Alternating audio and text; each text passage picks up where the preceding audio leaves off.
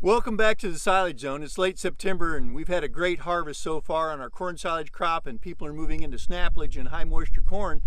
But I want to talk to you a little bit about what we're going to do with that field that we just got the silage off of and how we're going to manage variability. We know that variability, well managed, is the key to the bottom line for farmers and for dairymen. So to do that, we're going to talk a little bit about life after corn silage harvest. And to do that, I'm going to cover 5 areas around sampling, how we manage our manure, a website that can be helpful in understanding what we're removing and what we need to put back on. Going to talk about a couple of products, one from John Deere, the Harvest Lab, and then another from Corteva around managing the nutrients in that manure. So to begin with, we know that we got to do a great job of sampling. For us, that means every field should be sampled every 3 to 4 years at the effective tillage layer. So if you're at a normal tillage, that's probably 6 to 8 inches. If you're minimum till or no till, that's probably only the top 2 inches that you're sampling, taking 15 to 20 good samples every 2.5 acres, getting those mixed well and getting them turned in to find out what the nutrient levels are. And especially we want to know if that field that was corn silage is going into alfalfa, we need to know exactly where that pH is, and if need be, get the lime on it now in this fall time period so that it has time to react, so that we're at that 6.6 to 6.8 pH come spring when we go to plant that. So that's sampling on the field side, because think about it again, we're trying to balance a ration for our crops just like we do for our cows with our feeds and ingredients, right? Same thing. Okay, next thing I want to talk about is the manure. We know how highly variable that can be, how it stratifies within the lagoon and the storage system that you got.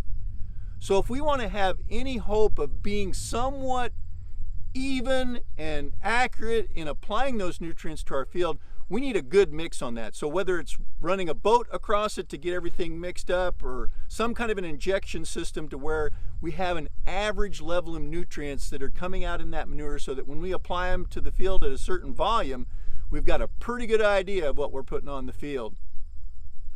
Next thing I want to mention is a website that I think is helpful, USDA, where you can actually understand what's being removed with that crop, so that you have an idea.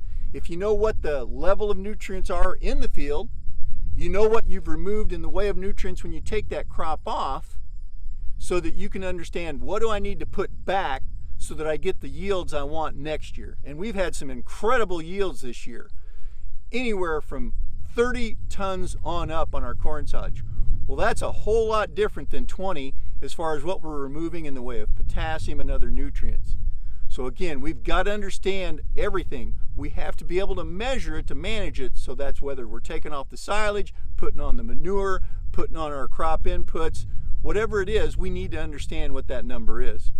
Okay, another great tool that we can use to manage all of this is John Deere has the Harvest Lab 3000, that it's the newest model, and it does 3 major things for us now.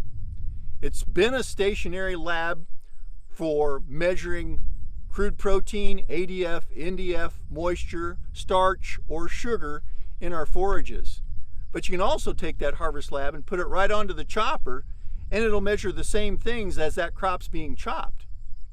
Now, a third use is it will also help us apply the nutrients that are in the manure the way we hope to put them on, based on our analysis of the soil, what we've taken off in the way of crops, and what we want to put back on for the next year. It'll measure 4,000 measures per second. So if you think about the manure flying past that thing, it's measuring all the time. It will measure ammonia, nitrogen, potassium, phosphorus, dry matter, and volume.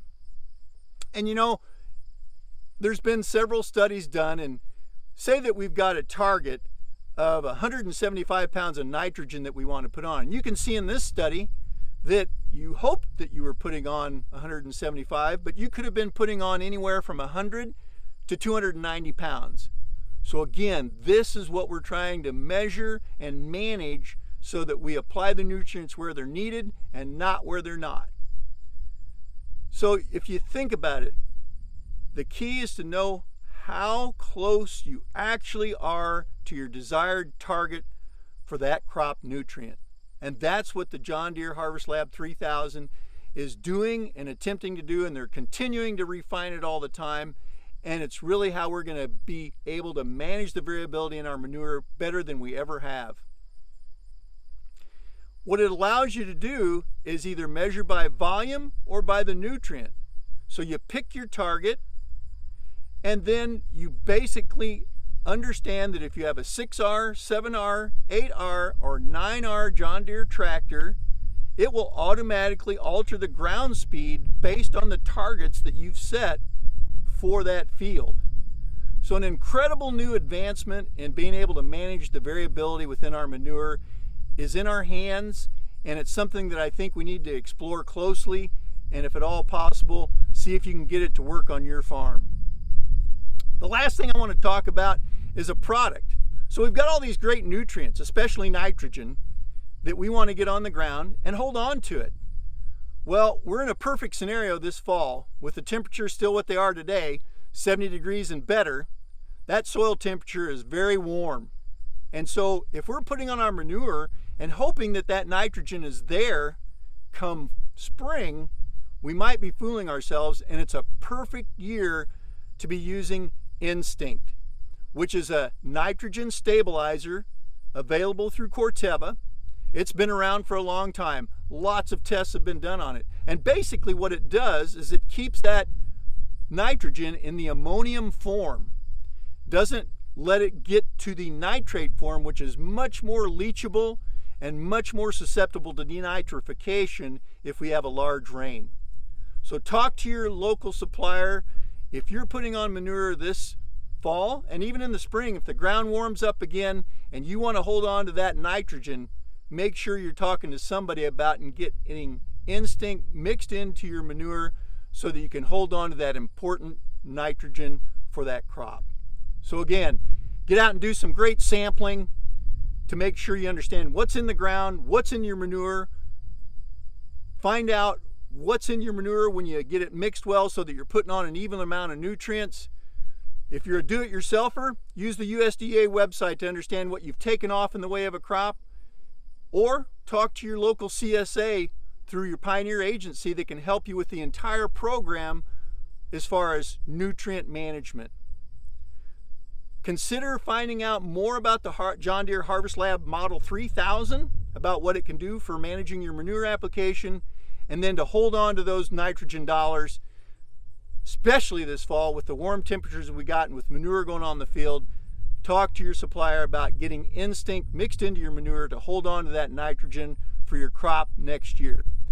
Thanks. If you have any questions, reach out to your local Pioneer agency or call me, and hope you have a great rest of the fall. We've got an opportunity to get some tillage done that we haven't had in the past couple of years. We can go out and fix some problems that maybe Mother Nature gave us in the last couple of years. So have a good, safe fall, and we'll talk to you next time on the Silage Zone.